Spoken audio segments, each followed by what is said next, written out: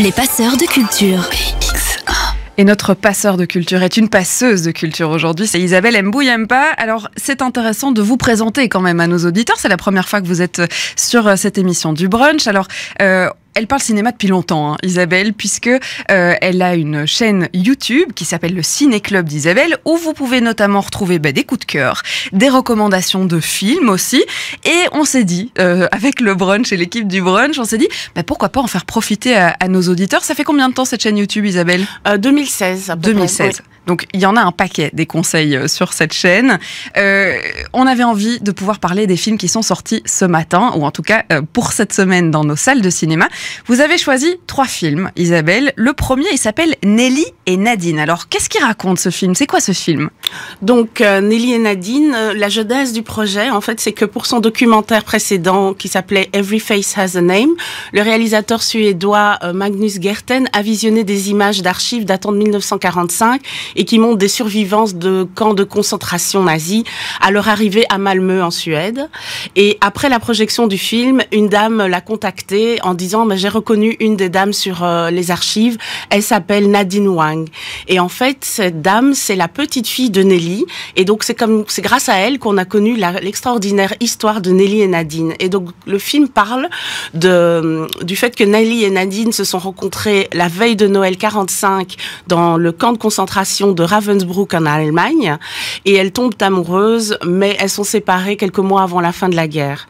Alors elles vont néanmoins réussir à se retrouver quelques années plus tard et vont partager leur vie en maintenant leur relation secrète. Alors le documentaire nous montre Sylvie, donc la petite fille de Nelly, qui se plonge dans les archives de sa grand-mère. Donc c'est assez fou. Le film a reçu le Teddy Award lors de la dernière Berlinale. C'est un prix qu'on décerne à des films LGBTQIA+. Alors ce film fait partie d'un triptyque que Magnus Gerten a réalisé. Il avait fait Harbor of Hope et Every Face Has a Name, dont j'ai parlé juste avant. Et alors, dans un tout autre style, il a réalisé un documentaire sur Zlatan Ibrahimovic, le célèbre footballeur. Un documentaire, donc cette fois-ci encore. Un documentaire sur lui, exactement. Et en 2015.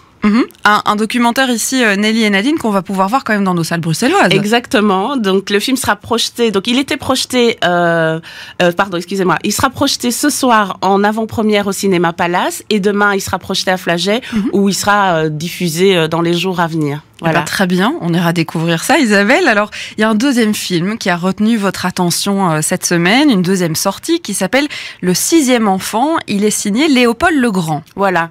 Donc, c'est un film dramatique, c'est un thriller social, comme le dit le réalisateur. C'est un Français qui est diplômé de l'INSAS. Alors, il réalise son premier long métrage qu'il a adapté librement du roman Pleurer des rivières d'Alain Jaspard.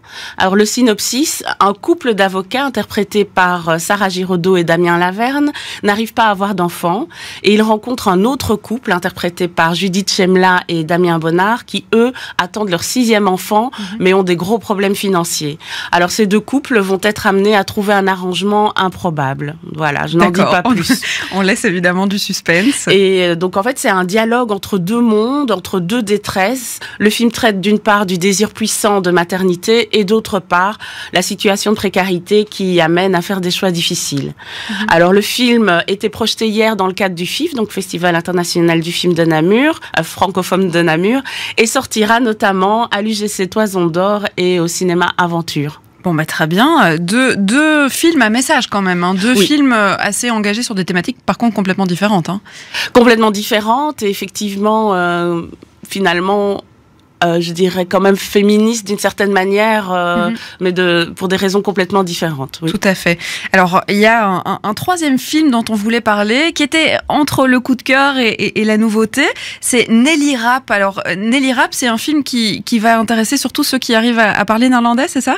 Exactement. Donc, c'est une bonne chose pour les néerlandophones, mais malheureusement pour les francophones, ça va être compliqué parce que le film sera projeté en version néerlandaise sans sous-titres en français.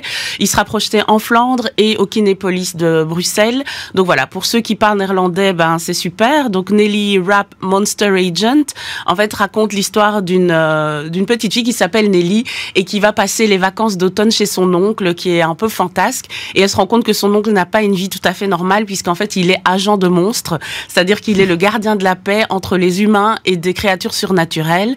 Et donc, elle va se retrouver embrigadée dans toute une série de péripéties avec son chien London.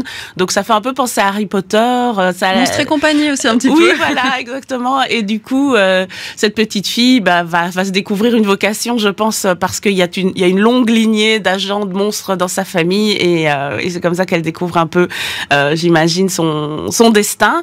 Et ça a été réalisé par Amanda Adolphson en 2020. Et le film a été diffusé au BIF, là, ici, au mois de septembre. Et il a reçu le prix du jury enfant au Festival du Luxembourg.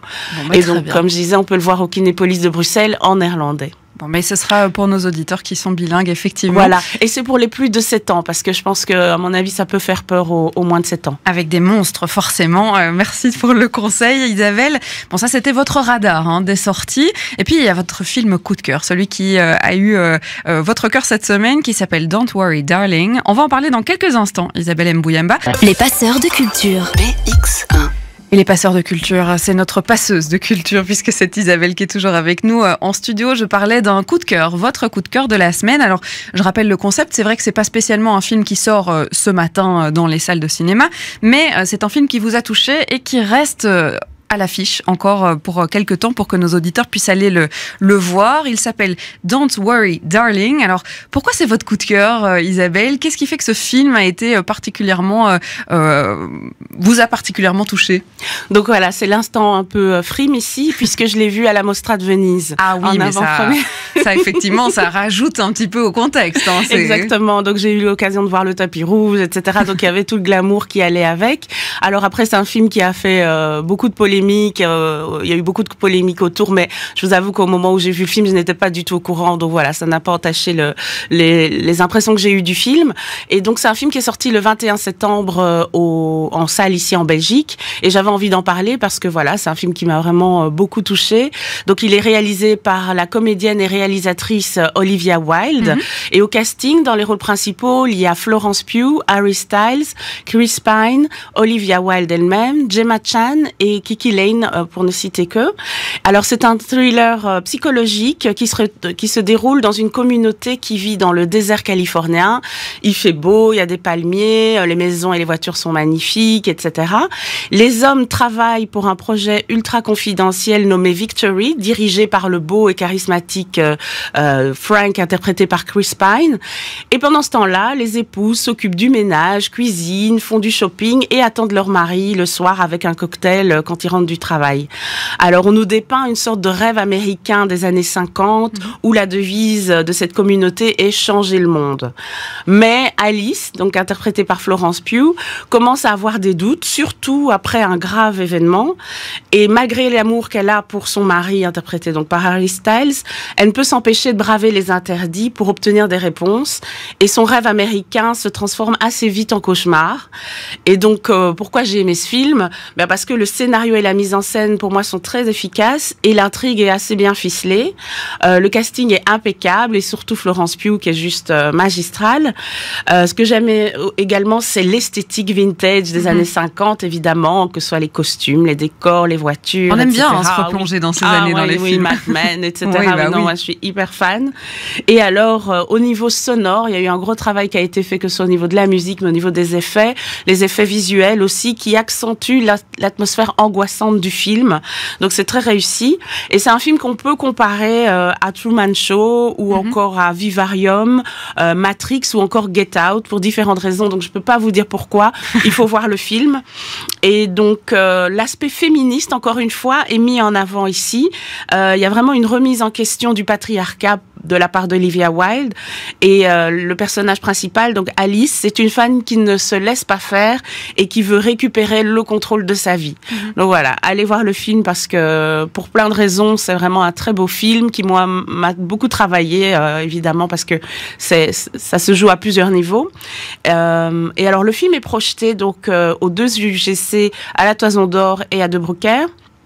mais également au Cinéma Palace, au White Cinema, au Kinépolis et à Stockel. Vous avez le choix, effectivement, c'est l'un des gros films qui est sorti en ce début d'année.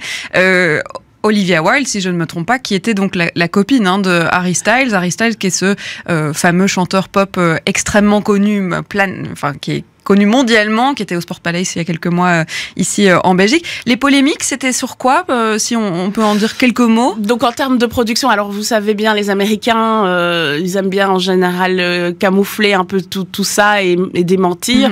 Donc il y avait une polémique qui était un peu infantile, je dirais, c'était qu'on pense que Harry Styles aurait craché, entre guillemets, mais vraiment postillonné, on va dire, sur Chris Pine lors de l'avant-première. Ah oui, c'est vrai que c'était une vidéo qui a fait le tour du web et qui a été démenti depuis. Exactement. Mais alors l'autre sujet qui, lui, pour moi, est beaucoup plus important, c'est que Florence Pugh a été payée beaucoup moins qu'Harry Styles. Donc, comme vous le disiez, Harry Styles, c'est une star mondiale et moi, j'aime vraiment beaucoup sa musique. Mais il n'y avait pas vraiment de raison qu'il soit payé beaucoup plus qu'elle parce qu'on est dans des montants exorbitants. Et voilà, Florence Pugh a sa carrière de comédienne. Donc, il n'y a pas de raison qu'elle soit payée moins que la personne qui est censée la seconder dans le film. Et donc, c'est un film qui se veut féministe, mais finalement, dans la réalité, on reproduit quand même des attitudes sexistes. Et donc, c'est un peu bizarre. Donc, la polémique, c'était qu'Olivia Wilde et Florence Pugh sont en froid. D'ailleurs, Florence Pugh est venue sur le tapis rouge, mais elle n'était pas à la conférence de presse.